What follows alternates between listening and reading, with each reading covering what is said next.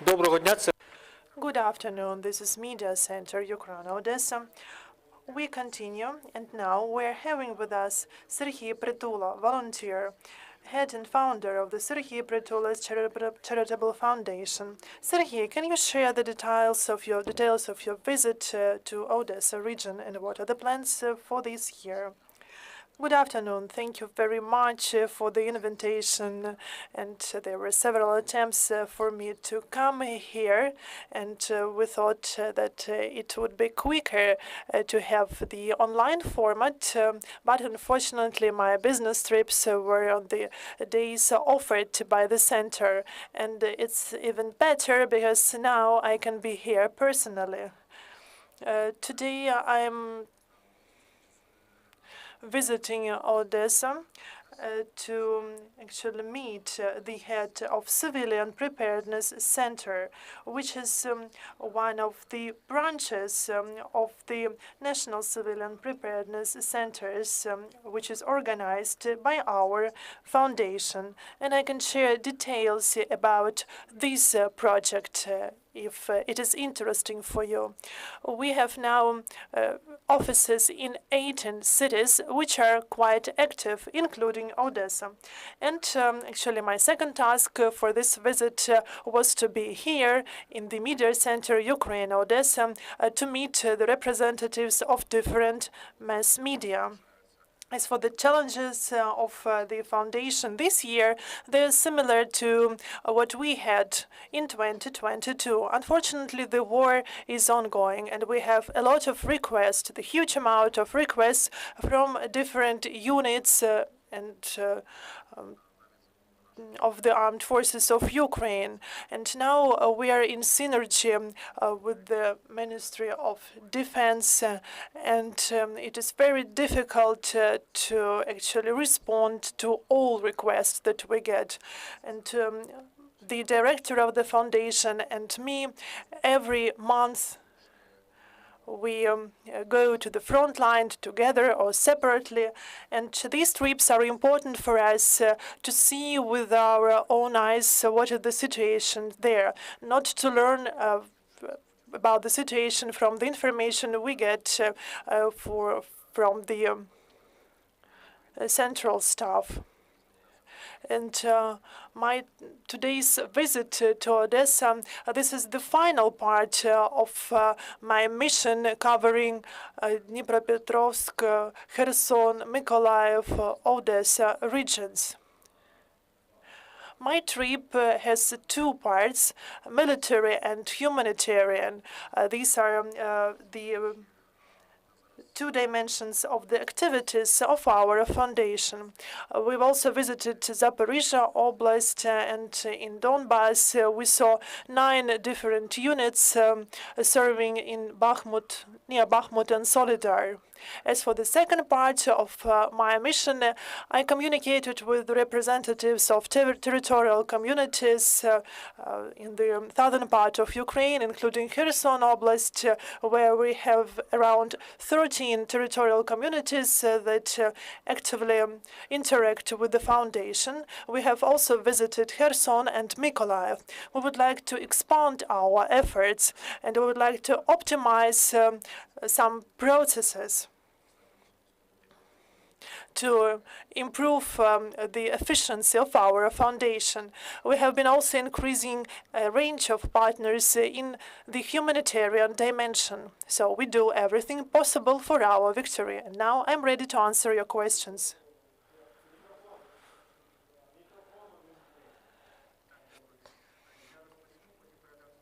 So I would like to ask the first question. Last year, your foundation was effectively fundraising to buy drones. So are you going to continue these campaigns? What are you going to buy, if do? And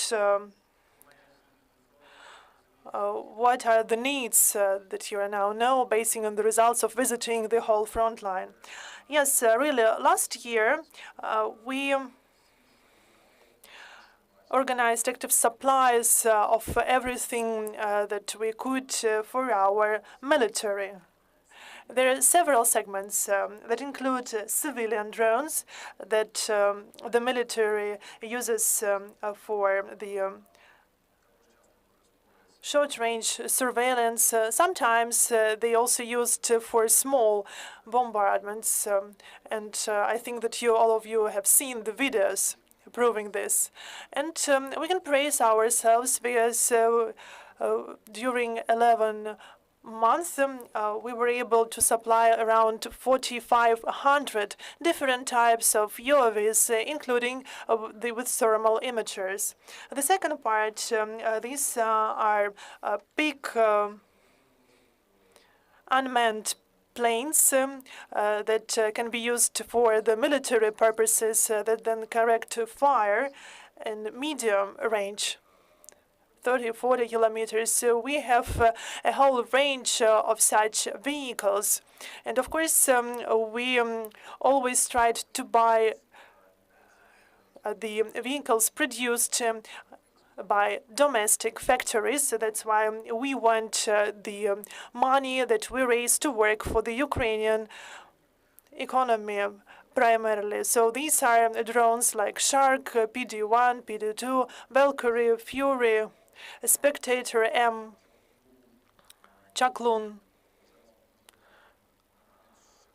So perhaps I've just forgotten to mention something, but because I think that there are at least two more types of the drones that I've forgotten to mention.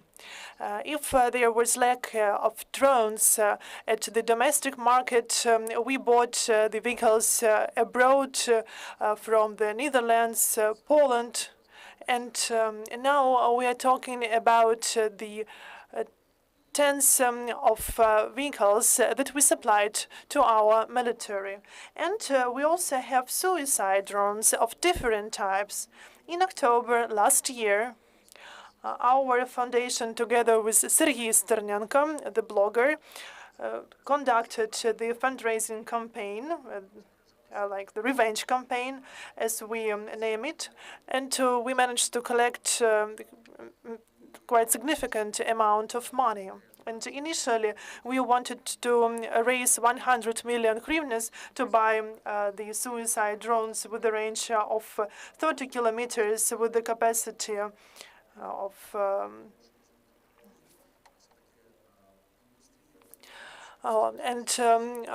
for the specific cargo area, but now the industry is being developed, and the rest of money we've spent for 92 big suicide drones, including 40 team with the range of 200 kilometers with 80 kilos of capacity, and 50 drones with the capacity of 30 kilometers with a range for 800 kilometers.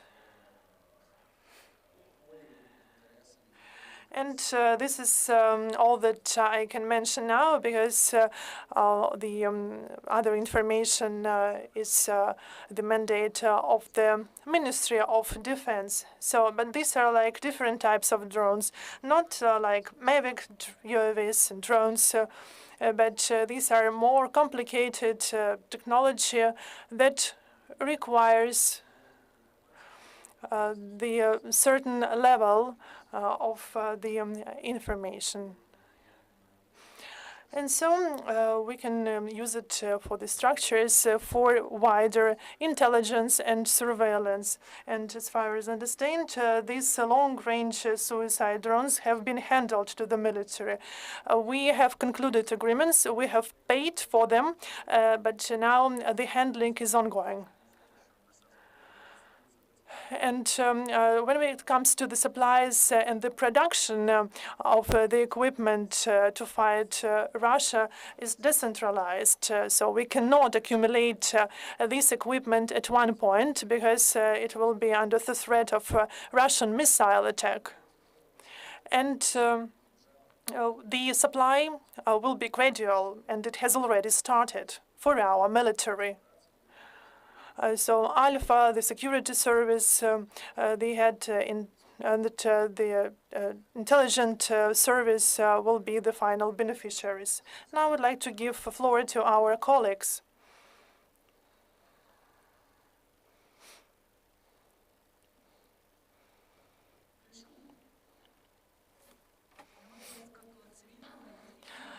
My name is Ekaterina. I'm the independent blogger in Odessa.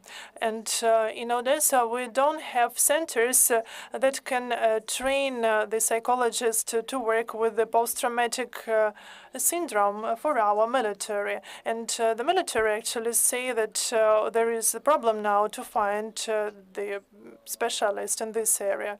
To be honest, I have not explored this question in Odessa, but I believe that such post-trauma syndrome handling should be in such a big city as Odessa, and I believe that they are there. I actually was the person who developed such a center in Ternopil, and I used the money that I earned in Variety show. Actually, we don't have some big amount of funds to open such a center. So, for example, we had 4 psychologists, and we spent around 4 million hryvnias. And it is not right, perhaps, to try to calculate the amount in dollars, but actually the 2 medium-sized enterprises can allow to open such centers. And I saw these centers in other regions of Ukraine. Now, the problem is a bit different. It is not only about PTSD for our veterans.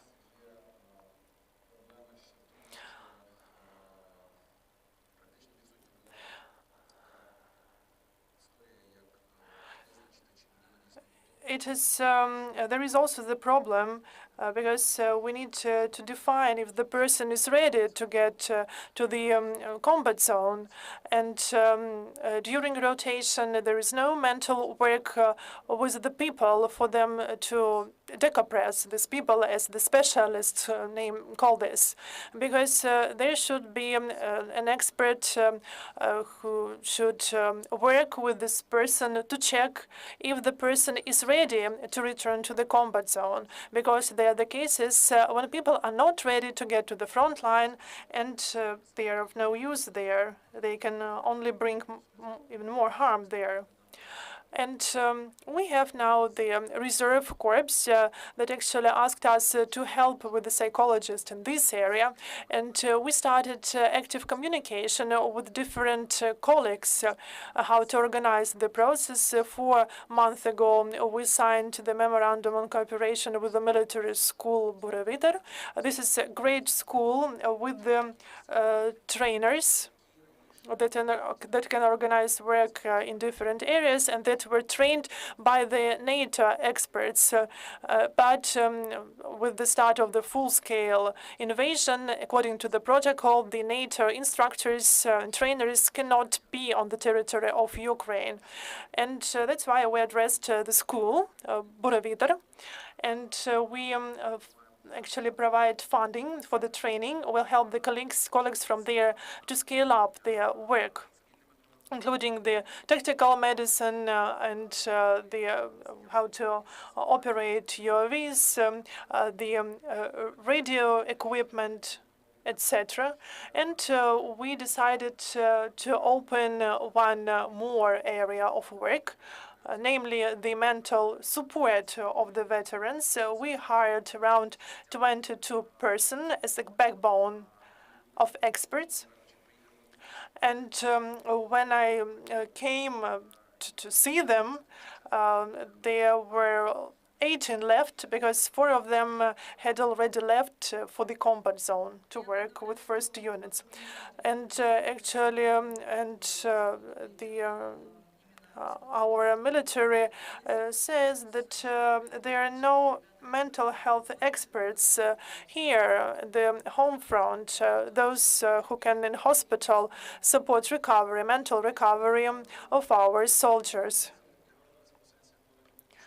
And I can only speak about my experience as the person who worked with this topic for quite a long period of time in a in this specific city with a specific group of psychologists.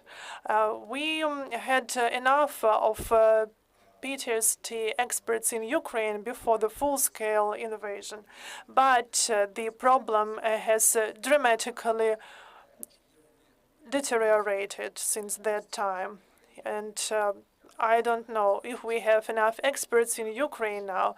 Perhaps we should better ask the relevant educational institutions who know how many graduates they have.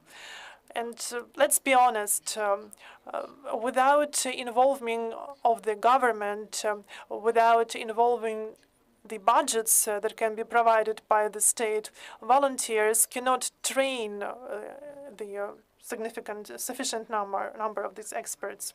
The next question. Good afternoon. I'm representing Live News. Can you tell us what are the needs of our military now, and how can civilians help you in this?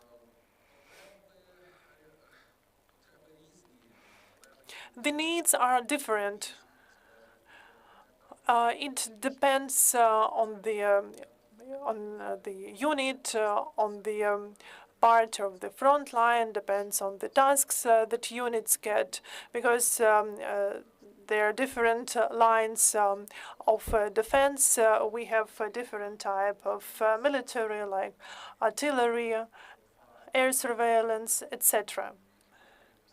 Basing on our mission, we know that we need to have the means of transportation, because such vehicles are very quickly destroyed. Drones, short-range drones, because they are domed or they are landed, and the thermal imagers. There is a significant lack of such equipment.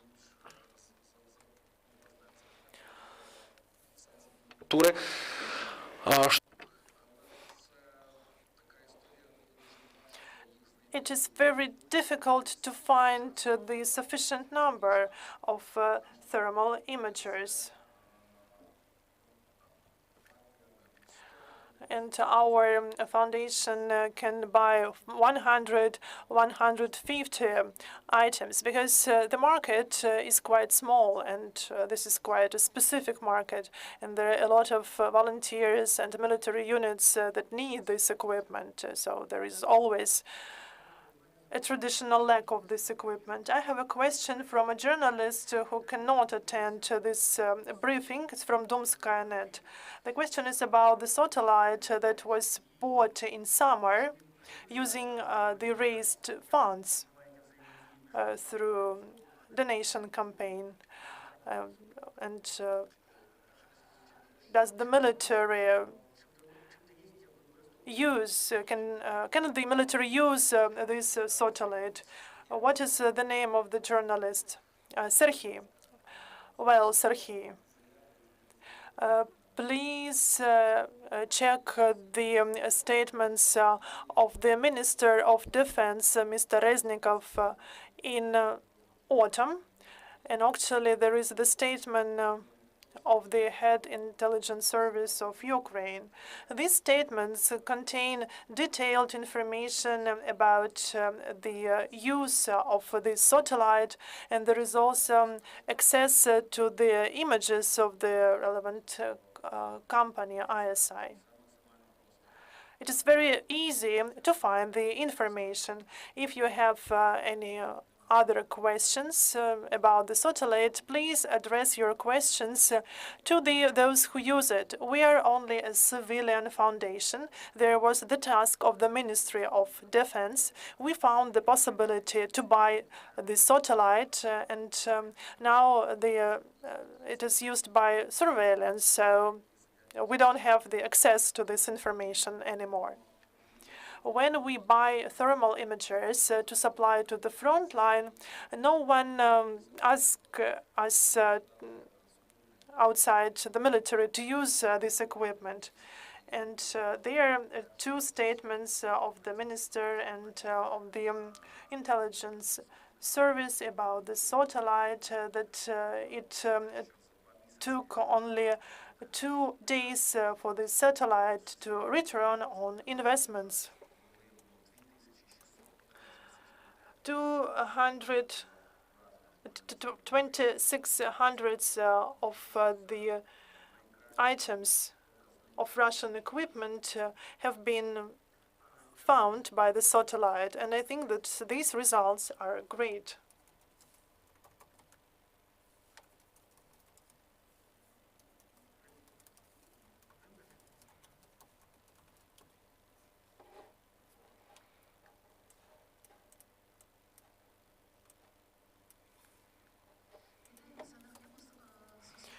Good afternoon. My name is Oksana Khlebus, Suspilna, Kherson branch. You've mentioned that you support 15 communities in Kherson Oblast, including the city of Kherson. Can you tell us about the needs of these people? Okay, I have a short note here about what we provided to those people. Yesterday, we visited Borislav. The day before yesterday, we visited Novotroitsk community, and we communicate with the heads of territorial communities on the liberated territory almost every day. And I have the information about different communities, including Borislavska, Chernobyevska, Mylivska, etc. So I can share some numbers with you. Heaters 236, smartphones 130, the diesel generators 3 items, but don't be deceived by the small number of generators. Today I'm going to publish video in my social media, because yesterday I checked how the generator works there. This is 150 kilowatt generators. A defibrillator 1, mattresses 15, charging stations 18, the personal hygiene goods, etc. So our humanitarian convoy has been heading to Kherson and bringing 92 Starlings there and 4,500 food packages. The needs are no secret, and actually there are a lot of needs. Actually, there are no cases when the needs are different in various communities, and the missions like this one are important to better know the situation on the spot. And actually now I'm a bit surprised, because I've learned that there is a lack of firewood. Yesterday we visited the Kherson Regional Military Administration. We met the relevant representatives there. And I know how much firewood in thousands cubic meters that has been stockpiled, but this is not enough to meet all the needs of all the occupied territories. So we will try to work with this topic as well, but this is a new topic for us. That's why now our humanitarian headquarters will find out what they can do for this. We also have met the representative of Kherson Oblast military administrations working with the military, and we will continue to provide support to the units there. We need pickups, we need trucks to organize mobile teams for air defense, because there are some types of weaponry and ammunition that can be used against Shahed drones, but there are no vehicles that can transport such equipment. And Kherson usually is the first region these drones enter, following the Dnipro, along the Dnipro River. And there is the information about donning such drones in Odessa, Mykolaiv Oblast, and we would like to strengthen Kherson Oblast with this regard. The next questions. Volodymyr Vladimir Kryzhanovsky TV and radio station studio of the Ministry of Defense, Breeze. Serhii, are you planning to cooperate with the Navy of Ukraine? We have been cooperating with the Navy of Ukraine. We are in constant communication with Admiral Neish Papa, and several months ago I met with him personally, and usually we try not to distract the leadership with some small minor issues, but if we have some major task, we try to communicate with the leadership of the armed forces of Ukraine, and the communication is quite good. And you can find the information in the reports of our foundation. And you can also find information for different types of forces. And here we also provide UAVs, generators, iPads, etc. I have the question. You've mentioned a lot of critical issues, UAVs, thermal imagers, pickups, other trucks. What is the level of dependency of the armed forces of Ukraine on the support of volunteers? Because soon we will have 1 year since the full-scale invasion started, and perhaps we should expect that governmental authorities are able to organize the process. As for civilian drones, the Ministry of Defense cannot buy this. Pickups is the used vehicle, and as soon as the Ministry of Defense provides funds for this, this person will be just prosecuted. And the civilian drones, this is can be provided by volunteers, but the Ministry of Defense can buy only military items, military equipment, and they really do this. And they can buy only combat drones. But you know that if a hospital buys not a surgical knife but the kitchen knife, there will be questions to the chef. But you've mentioned some combat drones like Fury, etc. But here we need to discuss the details of the inventory. But as far as I understand, there is some budget allocated for some items. And I think that if something is considered as the military item, there will be no supply of such items.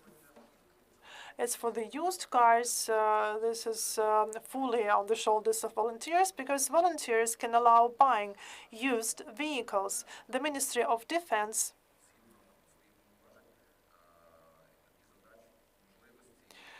cannot buy used cars somewhere in Poland. So there is the list of items that the Ministry of Defense can buy at different markets. And if these used armored vehicles, of course, the Ministry of Defense can buy it. And for example, we've heard, you know that the Ministry of Defense has bought some used vehicles from Turkey. The items that Ministry of Defense cannot supply or cannot procure, just delegated to volunteers. And what about tanks? Haven't they asked you to find tanks abroad? As for our foundation, we don't have the license to buy this type of equipment yet. But this doesn't mean that our foundation is not involved in supplying tanks to the front line. Over the last several months, we've helped to return around 15 T-72 tanks to the front line, and or even Hurricane multiple launch system is there. So we can also speak here about trophy equipment. And actually, we don't have enough capacity to repair our damaged equipment and trophy equipment. That's why here the volunteer support is also needed. We have found in the enterprise that helped us to armor the trophy vehicle that they got from the Russian military. That was successful, so we decided to continue the process for the repair of trophy equipment. And now we have a mini project. So now the military of Ukraine knows that we can support them with repairing trophy equipment. So we also work in this area as well. But and actually, this is not that expensive. That's why we do this. And the repair of a tank, the cheapest one was around 650, 750 hryvnias, and the most expensive was 1,300,000 hryvnias. And actually, you know that you can spend only $2,000 to use the repaired trophy tank for in the front line, and this is great. Some more questions? Okay, just don't forget to name yourself. My name is Carolina. I'm a freelance journalist for the Italian outlet. We have the following question. After there is the heritage of the Soviet Union. People believe that the charitable activities should not be advertised. What do you think about this? And actually, there are different types of activities, like volunteer activities, charity activities, and other types. And actually, you know, since 2014, and actually, I've done some things like orphanages, and I did not advertise that much. For example, I could buy some new boiler for an orphanage or supply mattresses or clothes for children. But actually, I didn't see any sense in advertising these activities. But as soon as you start raising funds for some social group, or like army, so when you start raising money from other people, you need to report about your activity. That's why starting from the 2014, when it comes to the volunteer activity for the armed forces of Ukraine, I've been using this classic scheme. So I raised money and then it showed to people what I spent this money for. But now the scale is huge. 8 years before the full-scale invasion, I accumulated 52 million hryvnias for people. But starting from the 24th of February last year, we have already accumulated around 4 billion hryvnias. So you can compare the scale of our activity.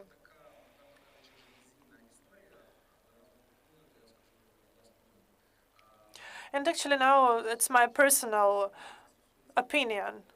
And the problem of the society, and this is not only about volunteering for the military, but about any area when some people support other people. This is a post-Soviet rudiment.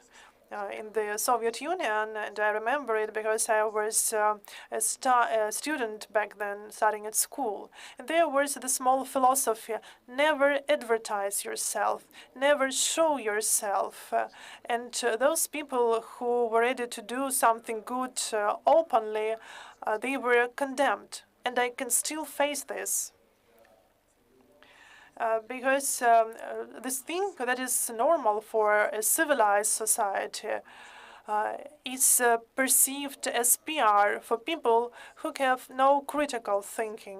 And I communicated with people from abroad to learn about how the process is organized there. And it is well organized. All businesses in Western countries they are involved in charity activity. So it's not a question whether we want to be involved or not. The question is what area to select.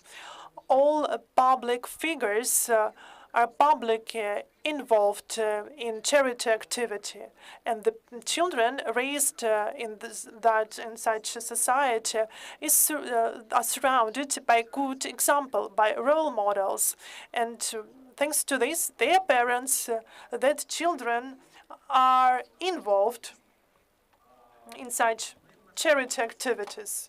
We're still on our way there.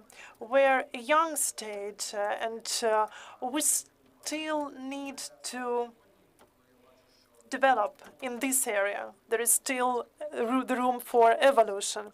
The Ukrainian political nation has been formed, and we have now great examples that all businesses, at least the businesses that I know, are socially responsible. When businessmen, business people, when meeting with other companies, is like a black sheep if this person is not involved in some charity. Before 2014, I could use the fingers of one hand to calculate the number of people from creative industry who were involved in charity. But now there is a great number of such people. The person who does not support the armed forces of Ukraine or the IDPs is nobody in our society now. So the vector of our development is correct, is right, but we still need time. But the evolution is really very quick now. Thank you. That was the last question. We've just heard the air alert, so that's why we are going to stop here. And I know that some journalists wanted to communicate with you after the briefing, and you will have such an opportunity. And as soon as, if the air alert is over, at 3 p.m. we are going to have one more briefing. Thank you for being with us. Thank you too.